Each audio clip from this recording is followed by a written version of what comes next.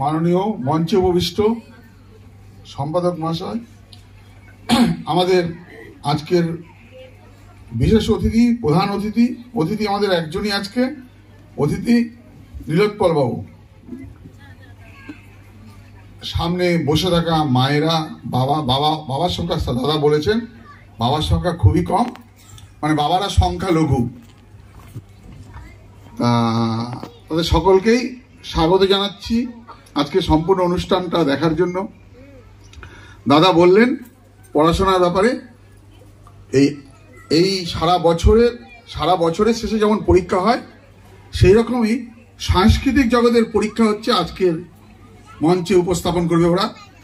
আমরা দেখব এই বাচ্চাদের দিয়ে আজকে মঞ্চস্থ করার ক্ষেত্রে যে কুশীলবরা পেছন থেকে তৈরি করেছে এদের, তাদেরকেও প্রণাম জানাই আমরা, যে তারা তৈরি করেছে বলে আজকে আমরা ওদের দেখতে পাবো। আমরা দেখতে পাচ্ছিলাম মাকে খুঁজে পাচ্ছে না বলে মঞ্চ থেকে নামছে না, দাঁড়িয়েছিল। এটাই আপনার শৈশব, আমার শৈশব, ওদেরও শৈশব একইভাবে চলছে। তা প্রাসঙ্গিকভাবে বলবো যে আপনারা জেনেছেন যে আমাদের জাতীয় শিক্ষানীতি 2020 স্টার্ট হয়েছে। জাতীয় শিক্ষানীতিতে বলা হয়েছে 1-এর আগে 3 বছর পড়বে, তারপরে 1-2 5 বছরের কোর্স। এই বিদ্যালয়ে জাতীয় শিক্ষানীতি চালু হওয়ার আগের থেকেই এই 5 বছরের কোর্স ছিল। তারপরে 3, 4, 5, 6 3, 4, 5 3 বছর, 6, 7, 8 3 বছর, 9, 10, 11, 12 4 বছর। এই হচ্ছে আমাদের নতুন শিক্ষা পদ্ধতির ভাগ। আগে যেমন উচ্চ মাধ্যমিক ছিল, আগামী বছর থেকে যারা 9-এ উঠবে তারা একবারে উচ্চ মাধ্যমিক গিয়ে পরীক্ষা দেবে 12-এ উঠে, লাগু হয়েছে। সেই কারণেই বলছি যে আমরা কিন্তু দীর্ঘ সময়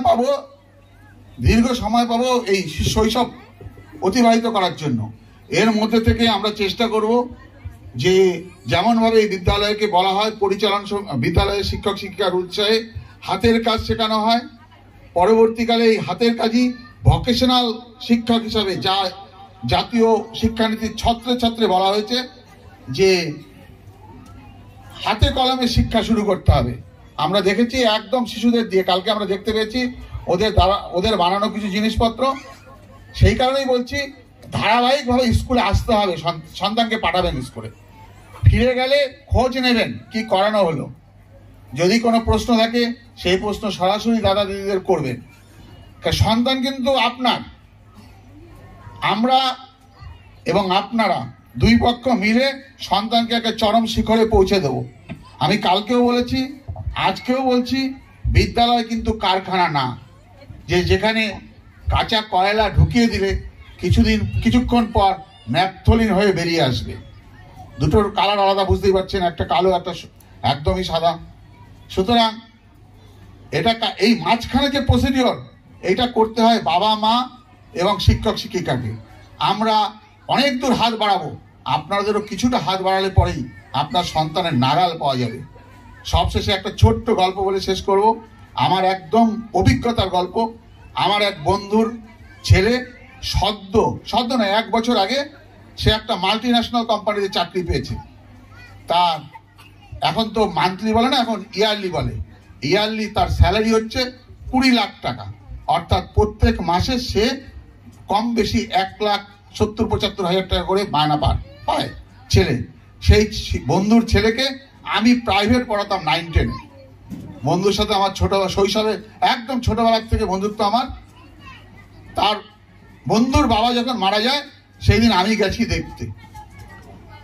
উপরতলায় বাবা মা থাকেন, নিচতলায় বাবা মা থাকেন, উপরতলায় আমার বন্ধুর স্ত্রী থাকে। ছেলে দাদুর মৃত্যু দৃশ্য দেখতে গেছে উপরে। কিছুক্ষণ পর মা বলছে, মানে বন্ধুর স্ত্রী মা বলছে, বাবা তোমার তো দেখা হয়ে গেল, তুমি গিয়ে নিজে পড়তে বসো, নিচে পড়তে বসো।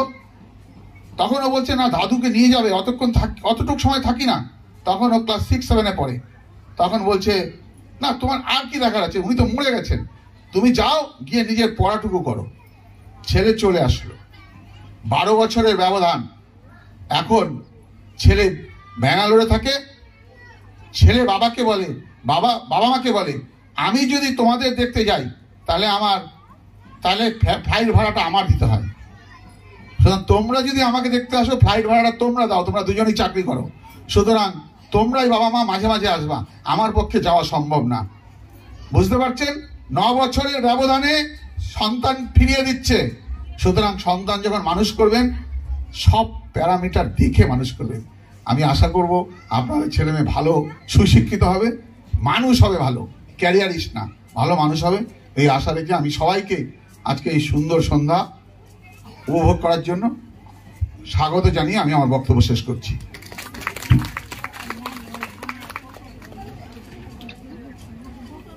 আমরা অতিথিদের মূল্যবান বক্তব্য শুনলাম।